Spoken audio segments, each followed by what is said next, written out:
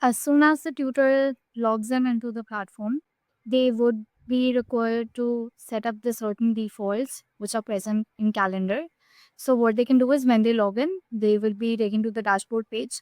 Then from here, they can navigate to calendar. You can see that in the header, all the active subscriptions for the products are present.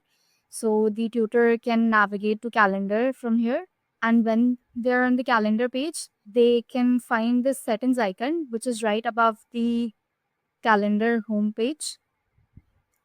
As soon as they click on this, a module will get triggered. Here, the tutor can set up the defaults for their own calendar. So they can set up a time zone, they can set up a default service, then a default topic if they have any.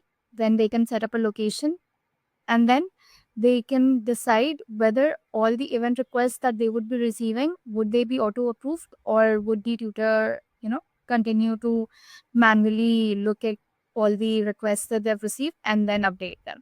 So if the tutor turns this on, so whatever events that they would be a part of, right, so they would automatically get approved. So the tutor wouldn't have to manually go to the event request page and then check each one of them.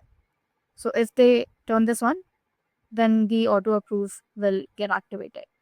Once all the details have been filled by the tutor, these would become the default for this particular tutor.